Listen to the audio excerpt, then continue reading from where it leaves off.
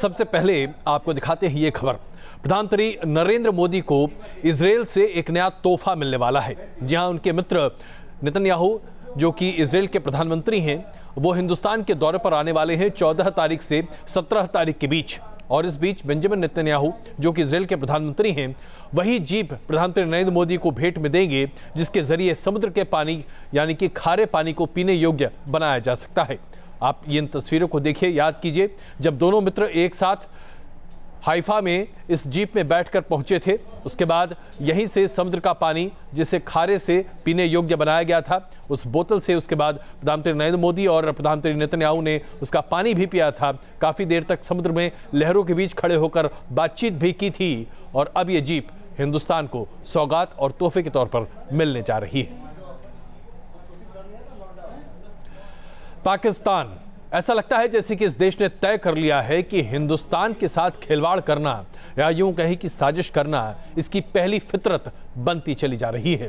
Propaganda करने में पाकिस्तान का शायद ही दुनिया में कोई सानी हो सकता है। कुलभूषण जाधव, जो पाकिस्तान की जेल में बंद रहे, जिसकी पत्नी और जिसकी मां के साथ पाकिस्तान की सरकार ने जो दुर्व्यवहार किया, वो कोई भी सभ्य समाज किसी भी महिला के साथ नहीं कर सकता। उस कुलभूषण यादव का आज एक वीडियो जारी किया गया है और इस वीडियो में कुलभूषण जाधव पाकिस्तान की सरकार को धन्यवाद देते दिख रहे हैं, क्योंकि कुलभूषण जाधव की मुलाकात उनकी पत्नी और उनकी मां से पाकिस्तान की सरकार ने करवाया। क्या वाकई में ऐसा संभव हो सकता है? वो कुलभूषण यादव जो अपनी मां और अपनी पत्नी के अपमान से शायद जलकर मर रहे हों, क्या वो वाकई में आज पाकिस्तान की सरकार को धन्यवाद दे सकते हैं? जाहिर सी बात है, यह पाकिस्तान की एक नई चाल है।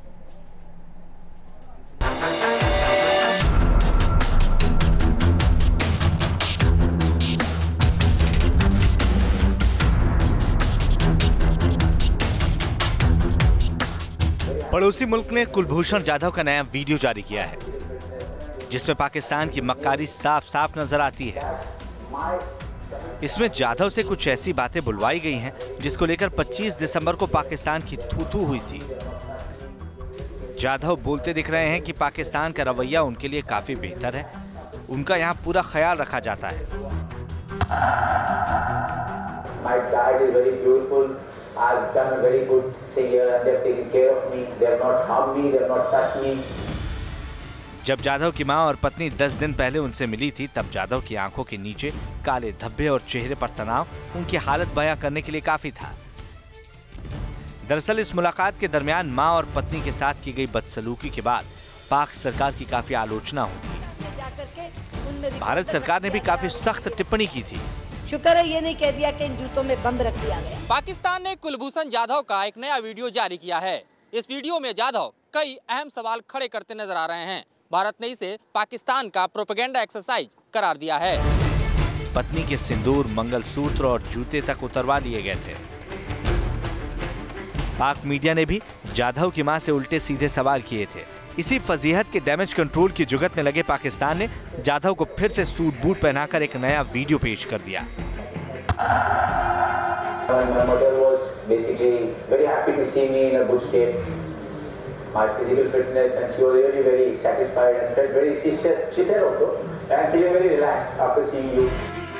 जाधव के इस नए वीडियो में अपने बचाव के लिए पाक ने बार-बार जाधव से अपनी तारीफ करवाई है और जाधव से अपनी मां और पत्नी का जिक्र कई बार करवाया, ताकि पाकिस्तान अपने किए पर पर्दा डाल सके।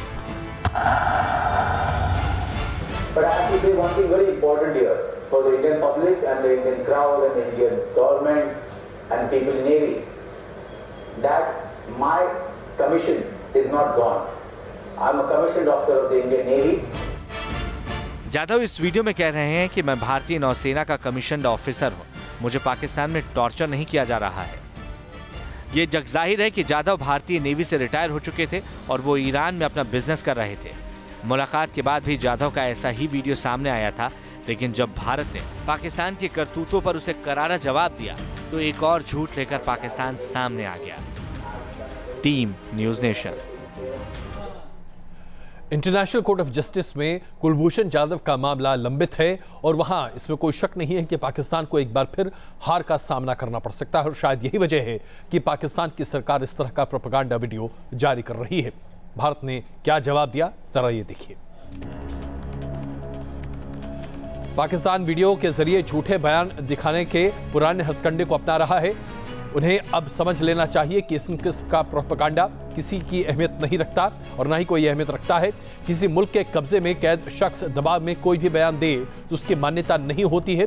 पाकिस्तान के लिए बेहतर यही होगा कि वो संयुक्त राष्ट्र के नियमों को माने और भारत को काउंसलर एक्सेस दे। साथ ही पाकिस्तान एक भारतीय नागरिक के मानवाधिकारों का उल्लंघन भी बंद करे, ये कहा गया है विदेश मंत्रालय के प्रवक्ता के द्वारा। और आइए अब आपको ये दिखाते हैं कि कैसे अमेरिका ने भी अब पाकिस्तान को अल्टीमेटम देना शुरू कर दिया है। अमेरिका ने ताज़ी धमकी दी है पाकिस्तान को। पाकिस्तान से कहा गया है कि 27 आतंकवादियों के खिलाफ फौरन वो कार्रवाई करे। ये लिस्ट पाकिस्तान को सौंपी गई है जिसमें हक्कानी नेटवर्क समेत लश्कर ए तैयबा, जैश ए मोहम्मद और हिजबुल मुजाहिदीन के आतंकियों के नाम शामिल हैं।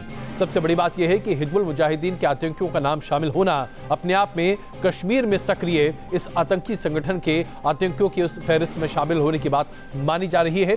15 दिन का वक्त दिया गया है पाकिस्तान की सरकार को, यानी कि 15 जनवरी तक पाकिस्तान को एक्शन टेकन रिपोर्ट अमेरिका के सामने प्रस्तुत करना है। तभी जाकर शायद अमेरिका पाकिस्तान की मदद के लिए आगे बढ़ सकता है। अब आइए जरा बात करते हैं बाबा वीरेंद्र देव दीक्षित की। एक कथित तौर पर धर्म प्रचारक की भूमिका में बाबा वीरेंद्र देव दीक्षित अध्यात्म का केंद्र चला रहे थे, जहां लड़कियों के साथ बलगरा कर उनका शारीरिक शोषण करना उनका पेशा बन चुका था। बाबा गायब है। 7 राज्यों की पुलिस और सीबीआई अभी भी बाबा को ढूंढ रही है, लेकिन बाबा का कुछ पता नहीं चल पा रहा। इस बाबत कोर्ट ने सीबीआई को जबरदस्त फटकार और दिल्ली पुलिस के ऊपर और उसकी कार्यप्रणाली पर कई सवाल खड़े किए हैं।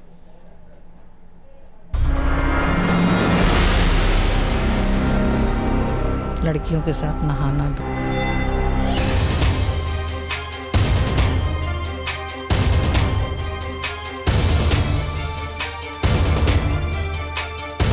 लव और लवलीन, कुछ ऐसे ही शब्दों का इस्तेमाल कर बाबा वीरेंद्र देव अपने आश्रम में भोली भाली लड़कियों को बरगलाता था और फिर इन लड़कियों का शोषण होता था।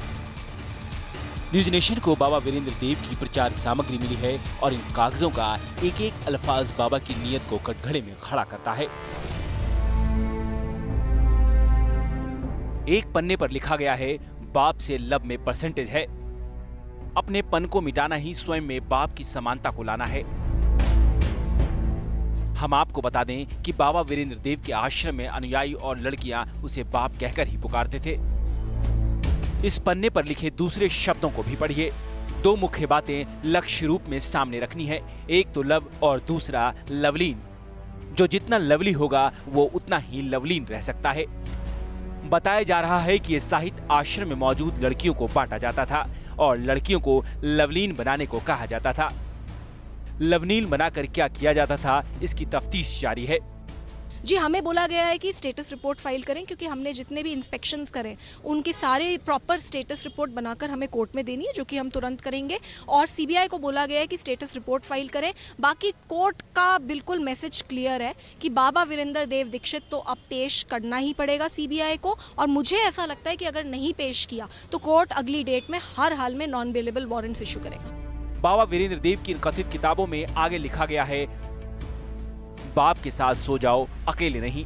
अकेले सोते होना तभी स्वप्न आते हैं, अगर बाप के साथ सो तो कभी ऐसे स्वप्न नहीं आएंगे।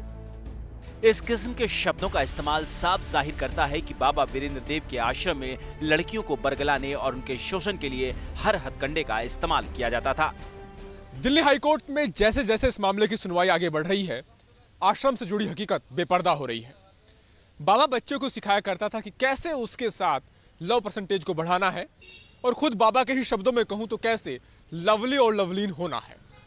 यही नहीं, यह भी सिखाया जाता था बच्चों को कि अगर बाबा के साथ सोएंगे तो गंदे स्वप्न नहीं आएंगे। जाहिर तौर पर इस ज्ञान के पीछे मकसद बच्चों को विवेकहीन बना देने का था, ताकि वो सही और गलत का फैसला लेने की स्थिति में ही ना रहें। वीडियो जर्नलिस्ट मुकेश झा के साथ अरविंद सिंह, न्यूज नेशन, दिल्ली। धर्मगुरु चाहे किसी भी धर्म के क्यों ना हो, लेकिन धर्म की मर्यादा लांघने के बाद शायद वही सब कुछ करते हैं जो आज बाबा वीरेंद्र देव दीक्षित कर रहा है। लेकिन अब जरा बात करते हैं देवबंद की। ऐसा लगता है कि देवबंद के उलेमाओं ने फतवा या इस तरह की तमाम धार्मिक इंस्ट्रूमेंट्स को एक हथियार बना लिया है खुद का और इस तरह से इस्लाम का भी माहौल बनाने के लिए। वरना इस तरह की बातें क्यों सामने आती कि कोई भी व्यक्ति ऐसे परिवार में शादी ना करे जो या तो बैंक में काम कर रहा है या जो पुरुष बैंक में काम कर रहा है, उसे किसी भी मुस्लिम महिला को शादी नहीं करनी चाहिए, क्योंकि इस्लाम में सूद हराम है, यानी कि ब्याज लेना हराम है। इसलिए ऐसे किसी व्यक्ति से संबंध रखना ही नहीं चाहिए। बैंकों में खाते नहीं रखने चाहिए क्योंकि वहां से सूद मिलता है, यानी कि ब्याज मिलता है, जो कि इस्लाम में हराम है। कोई ये बता दे कि दारुल उलूम एक शिक्षण संस्थान के साथ साथ एक सोसाइटी भी है। दारुल उलूम अपना पैसा कहां रखता है, जमीन में गाड़ कर या बैंक में?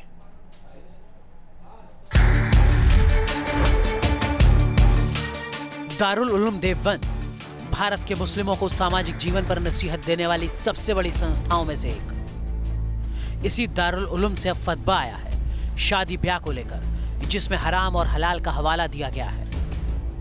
फतवे के मुताबिक शादी ऐसे परिवार में नहीं की जानी चाहिए जहां ब्याज की कमाई आती हो, यानी बैंक में नौकरी करने वाले या फिर बैंक से ब्याज मिलने वाले परिवार में रिश्ता ना जोड़ा जाए। अल्लाह ताला ने सूद को, इंटरेस्ट को कुरान में हराम करार दिया है। बैंक में सूद का लेन देन है, इस वास्ते दुनिया भर के बैंक सूद लेते और देते हैं और दीगर बिजनेस करते हैं। सूद की बुनियाद है, इस वास्ते इस्लाम में हराम है। दारुल उलूम ने यह फतवा एक सवाल के जवाब में जारी किया है, लेकिन बड़ा सवाल यह है कि आखिर आज के दौर में इस तरह रिश्ते जोड़ना कितना मुमकिन या वाजिब है। इस मामले पर धर्मगुरुओं की भी अपनी अपनी राय है। ब्याज जो है वो आज की तारीख में दारुल का पैसा भी जो है बैंक में रहता है। वो है क्या, वो अगर आप जो है वहाँ पैसा रखते हैं, मैं जैसे रखता हूँ, तो वो पैसा जो हमको खुद नहीं खाना है। आप जो है वो कहीं दे दीजिए, सड़क बनाने के लिए दीजिए, लेटरिन बनाने के लिए दीजिए, या जो है जो आदमी कहीं पढ़ लिख रहा है उस फीस में दे दीजिए, या अन्य जगहों पे जो है लगा दीजिए। और उसमें आपको जो है वो सवाब की नियत नहीं करना है कि मैं कोई पुण्य कार्य कर रहा हूँ। आज तकरीबन हर इंसान का बैंक में खाता है और खाते में जमा राशि पर बैंक से ब्याज भी मिलता है। ऐसे में फतवा मानने के लिए या तो रिश्ता नहीं किया जाए या फिर बैंक से ब्याज लेना बंद किया जाए। क्या ये किसी शख्स के लिए आज की दुनिया में सामान्य हालात में मुमकिन है? Team news nation.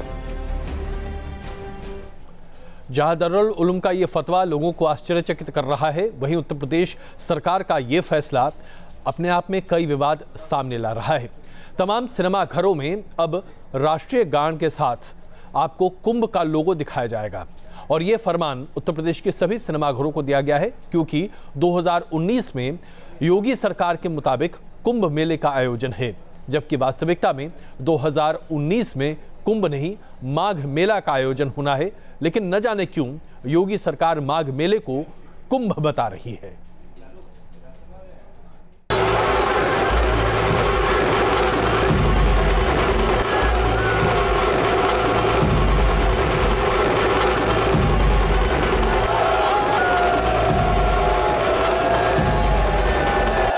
कुंभ अगले साल यानी 2019 में है, लेकिन कुंभ को लेकर सियासी वार पलटवार अभी से शुरू हो गए। वजह बना है योगी सरकार का एक फैसला। योगी सरकार ने उत्तर प्रदेश के सभी सिनेमा हॉल में कुंभ का लोगो दिखाने का फैसला लिया है। थिएटर में हर फिल्म से पहले कुंभ 2019 का लोगो दिखाया जाएगा। सरकार की दलील यह है कि इस कवायद का मकसद कुंभ का प्रचार और जानकारी जन जन तक पहुंचाना है। कुंभ का प्रचार प्रसार ठीक ढंग से हुई, सरकार भी चाहती है, इसलिए वंदे मातरम के पश्चात ऐसा विचार हुआ है। देखिए, सरकार के द्वारा जो किया जा रहा कार्य है, योगी सरकार जो कर रही है, ये पर्यटन को बढ़ावा भी है और एक धार्मिक वहाँ पर एक कुंभ होता है, वो आस्था का भी एक विषय है, तो उसका प्रसार प्रचार होना बहुत जरूरी है। लेकिन सियासी विरोधियों को ये दलील हजम नहीं हो रही है। एक बार फिर एजेंडे की राजनीति को लेकर आवाज उठाई जा रही है। सरकार इकबाल से चला करती है, विज्ञापन से नहीं चला करती है। पहले इकबाल पैदा करे सरकार। इस फैसले पर मुस्लिम धर्मगुरु भी अपनी अपनी प्रतिक्रिया सामने रखते नजर आए और नसीहत ये तक दे डाली कि सरकार को ऐसे कदम नहीं उठाने चाहिए जिनका झुकाव धर्म विशेष की तरफ नजर आए। सरकार का काम जो है ये धार्मिक मामलों को ये नहीं करना है, बल्कि सरकार का काम है वो काम करना जो जनहित में है। नोएडा में प्रधानमंत्री नरेंद्र मोदी ने कहा था कि योगी भगवा सिर्फ पहनते हैं, विचारों से वो आधुनिक हैं। लेकिन मानो मोदी की ये बात सियासी विरोधी कबूल करने को राजी नहीं है। यूपी सरकार की कवायद है कि कुंभ की भव्य तैयारियों के बीच इसका प्रचार प्रसार भी आधुनिक तरीके से किया जाए। शायद इसीलिए अब यूपी के सिनेमाघरों में राष्ट्रगान के ठीक बाद कुंभ के लोगो सर्वसिद्धिप्रद लोगों का प्रचार किया जाएगा और युवाओं को कुंभ के महत्व के बारे में भी बताया जाएगा। लखनऊ से वीडियो जर्नलिस्ट सूफी खान के साथ रतीश त्रिवेदी, न्यूज़ नेशन। उत्तर कोरिया के तानाशाह किम जोंग उन को हिंदुस्तान में एक भारतीय राज्य के मुख्यमंत्री के द्वारा समर्थन मिल रहा है। चौंक रहे हैं आप? जी हां, चौंकने की जरूरत इसलिए है क्योंकि केरल के मुख्यमंत्री विजयन ने यह माना है कि अगर आज कोई भी ऐसा व्यक्ति है जो कि अमेरिका को चुनौती दे सकता है तो वह है उत्तर कोरिया का तानाशाह।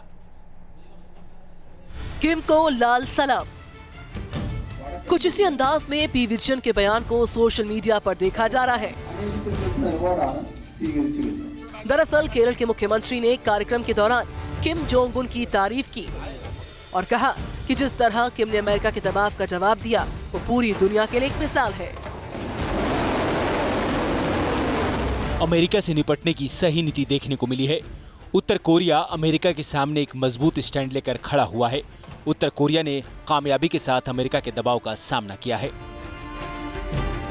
विजयन का ये बयान सोशल मीडिया पर सुर्खियों का सबब बना और इसे वामपंथी विचारधारा से जोड़ दिया गया। दरअसल उत्तर कोरिया भी एक कम्युनिस्ट स्टेट है और इसी वजह से सोशल मीडिया पर किम को लेकर विजयन के बयान के अलग अलग मायने निकाले गए। Team news nation. और आइए आपको दिखाते हैं, दक्षिण अफ्रीका में टीम इंडिया के लिए एक नया फरमान जारी किया गया है। कहा गया है कि पानी की किल्लत को देखते हुए सिर्फ 2 मिनट में भारतीय क्रिकेट के खिलाड़ियों को नहाना पड़ेगा। भाई कोई ये बताए कि 2 मिनट में स्नान कैसे पूरा हो सकता है? यह तस्वीरें देखिए, यानी कि अब टीम इंडिया को स्विमिंग पूल में ही नहाने का काम पूरा करना पड़ेगा। तो बन रही हमारे साथ, तुरंत आप आ रहे हैं क्वेश्चन आवर में।